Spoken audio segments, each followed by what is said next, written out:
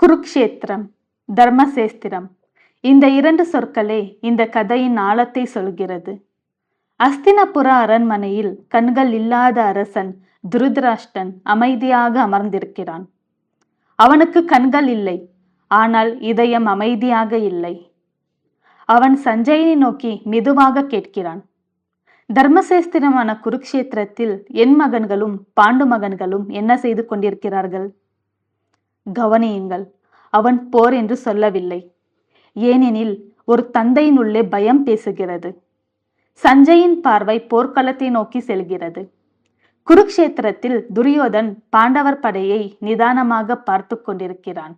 ஒவ்வொரு வீரனையும், ஒவ்வொரு ஆயுதத்தையும் அவன் கண்கள் எண்ணிக்கொண்டிருக்கின்றன. நம்பிக்கையுள்ளவன் எண்ண மாட்டான், பயம் உள்ளவன்தான் அளவிடுவான். துரியோதன் தன் குரு துரோணரை அணுகுகிறான். ஆசனே என்றும் தொடங்கும் அவன் குரலில் உறுதி இல்லை. பாண்டவர் படையை பாருங்கள். ஒரு அரசன், ஒரு சீடன், ஆனால் உள்ளே சந்தேகம். அதர்மம் வந்துவிட்டால் குருவிடமும் நம்பிக்கை இருக்காது. துரியோதன் பெயர் பெயராக பாண்டவர் வீரர்களை சொல்லத் தொடங்குகிறான். பீமன், அர்ஜுனன், துருபதன். வார்த்தைகள் அதிகரிக்கின்றன.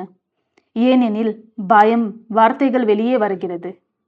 அவன் பேசிக்கொண்டே இருக்கிறான். வெளியில் பெருமை, உள்ளே நடக்கம். மனிதன் பயத்தால் அமைதியாக இருக்க முடியாது. இப்போது தன் படையை பற்றி பேசுகிறான். நமக்கும் வலுவான வீரர்கள் இருக்கின்றன. அது ஆசனுக்காக அல்ல, தன்னையே தான் நம்ப வைக்க. பீஷ்மர் நம்முடன் இருக்கிறார். ஒரு மனிதன் மீது முழு நம்பிக்கை, அதே அவனின் பலவீனம். பீஷ்மரை நோக்கி மறைமுகமாக சொல்கிறான், நீங்கள் நம்மை காப்பாற்ற வேண்டும். யுத்தம் தொடங்கும் முன்பே ஆதரவை பிடித்து கொள்ளும் பயம். நம்முடைய படை அளவற்றது. உண்மை வலிமைக்கு விளக்கம் தேவையில்லை. அதிக விளக்கம் பொய்யை மறைக்கிறது. அவன் அறியாமலேயே உண்மை சொல்கிறான். பாண்டவர் படை ஒழுங்காக அமைந்துள்ளது. பயம் உண்மையே வெளியே தள்ளிவிடும். பீஷ்மரை பாதுகாப்புங்கள். தளபதி பாதுகாப்புக்கு தேவைப்படுகின்றன. இதுவே அதர்மத்தின் நிலை. பீஷ்மர் எல்லாவற்றையும் உணர்கிறார். அவர் கண்களை மூடிக்கொண்டு சங்கு ஒலிக்கிறது. அது யுத்தத்தின் சங்கு அல்ல, உடைந்த மனதிற்கு தைரியம் கொடுக்கும் சங்கு. அனைத்து கௌரவர்களும் சங்குகளை ஊதுகிறார்கள். சத்தம் அதிகம், ஆனால் அமைதி இல்லை. இப்போது பாண்டவர் பக்கம். கிருஷ்ணன் அமைதியாக பாஞ்சாயத்தை ஊதுகிறான். அந்த ஒளியில் பயம் இல்லை, உறுதி மட்டும். அர்ஜுனன் தேவதந்தத்தை ஊதுகிறான். இது கோபத்தின் ஒளி அல்ல, கடமையின் ஒளி. மற்ற பாண்டவர்களும் சங்குகளை ஊதுகிறார்கள். யாரும் பெருமை பேசவில்லை, யாரும் அச்சம் காட்டவில்லை. அந்த ஒளி வானத்தையும் பூமியையும் அதிர வைக்கிறது. இது ஆயுதப்போர் அல்ல, மனப்போர். அர்ஜுனன் கிருஷ்ணனை நோக்கி சொல்கிறான், என் ரதத்தை இரு படைகளின் நடுவில் நிறுத்து. அவன் பார்க்க விரும்புவான் யாரை எதிர்த்து நிற்கிறேன் என்று.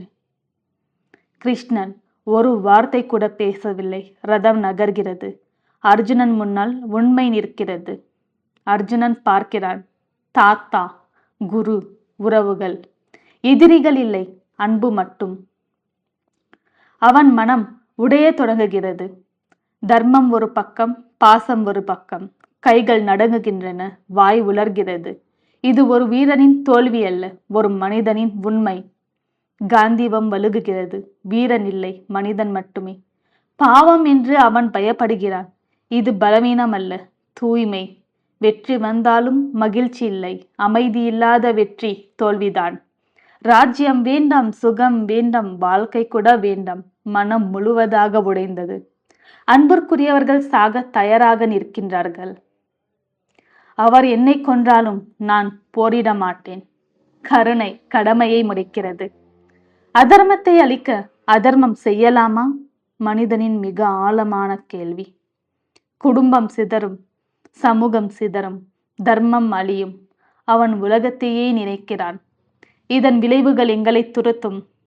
அதிக சிந்தனை செயலை கொல்லும்.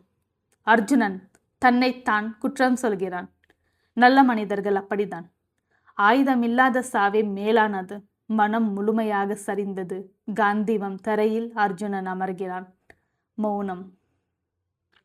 இங்கேதான் பகவத்கீதை உண்மையாக ஆரம்பிக்கிறது. உடைந்த மனிதனிடம் தெய்வம் பேச ஆரம்பிக்கிறதா?